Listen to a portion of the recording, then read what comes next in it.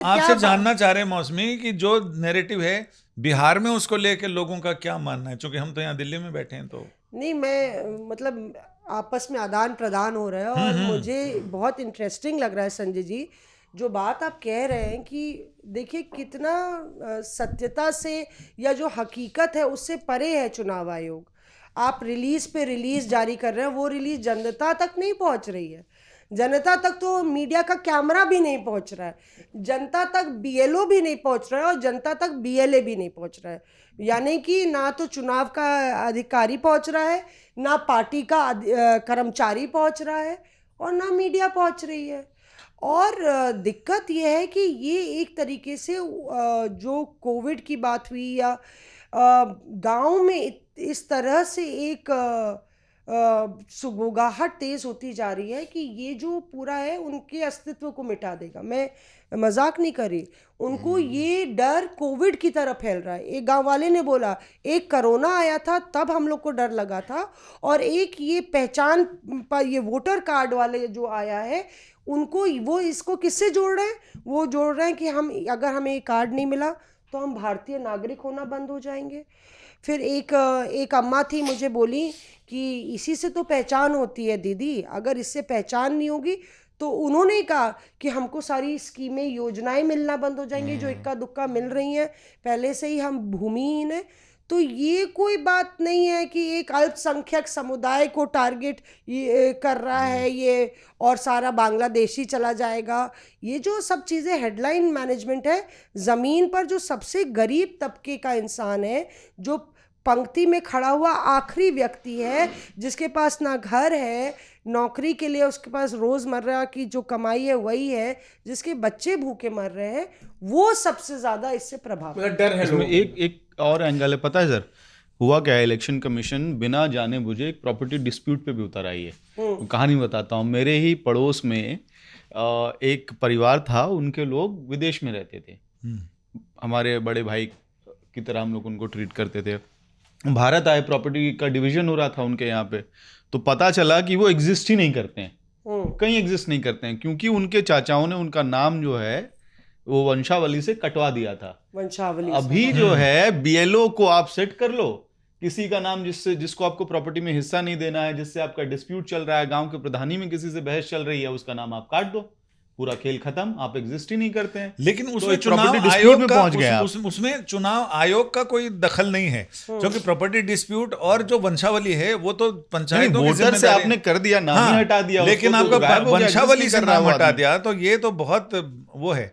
जबकि हमने election commission से जब पूछा कि जिनके पास कागज नहीं, आप जो 11 कागज दे रहे हो, उन्होंने कहा 11 कागज के अलावा भी सबसे बड़ा प्रूफ है कि हर पंचायत में, मेरी मौसमी आपसे बात हुई थी, हर पंचायत में एक वंशावली होती है, बहुत कम लोगों को पता है। तो उसके बारे में मुझे लगा कि चुनाव आयोग सीधा बताए ना बताए, हमारा फर्ज है कि हम इस पॉडकास्ट के जरिए सारे लोगों को बताएं कि हर पंचायत में या हर जहां जमीन का हिसाब किताब रहता है वहां एक वंशावली का रजिस्टर होता है। हर एक आदमी की 6, 7, 8, 10 पीढ़ियां उसमें मिल जाएंगी आपको।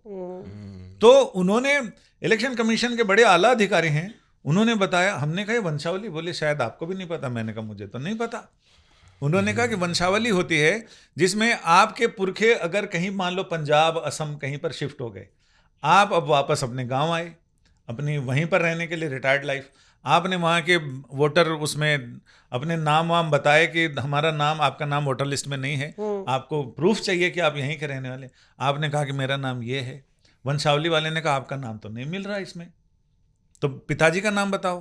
पिताजी का नाम बताया, बोला उनका भी नहीं है। बोला हाँ, वो भी पंजाब में ही पैदा हुए थे। दादा का नाम बताओ, बोले दादा माइग्रेट हुए थे तो उनका नाम है यहाँ पे।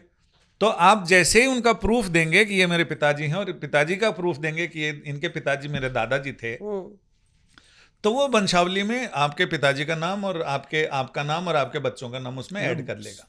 बोले वो सबसे बड़ा प्रूफ है।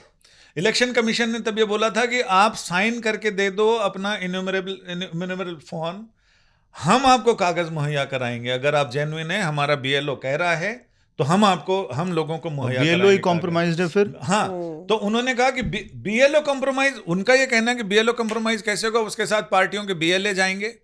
देखिए वही तो, पार्टी के बीएलए जाएंगे। अगर बीएलए आपका सो रहा है, अगर बीएलए सो रहा है तो राजनीतिक पार्टी की जिम्मेदारी है कि उसका बूथ लेवल एजेंट क्या कर रहा है।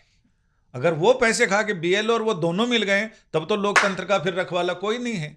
तब तो लोग कहेंगे मौसमी जी ने भी पैसे खा लिए, संजय शर्मा ने भी खा लिए, फिर तो मामला मुश्किल है। फिर तो लोग कहते हैं कोर्ट में भी चल गया, यही सब संजय पैसा जी दे। देखिए, हम लोग तो पत्रकार हैं, और दारोमदार बीएलए या बीएलओ पर डालना कि वो अपनी जिम्मेदारी करेंगे तो आपका अस्तित्व साबित होगा, अपने आप में ये एक नाइंसाफ़ी है और बेईमानी है गरीबों के साथ।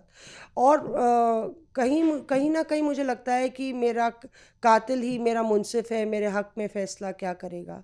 वही हालत इन लोग की हो गई है, क्योंकि ज़मीन पे आपको इतनी पॉपुलेशन है, गरीब मर रहा है, वहाँ पे उनको मालूम ही नहीं कि कोई फॉर्म भरना था, वहाँ पे ना कई जगह लाइट नहीं है, पूरा कीचड़ फैला हुआ है, और खाने को नहीं है, बाढ़ आई हुई है। उसमें बीएलओ, हमने ऐसी भी रिपोर्ट्स की हैं जिसमें बीएलओ ने कहा है कि हमारे ऊपर प्रेशर है।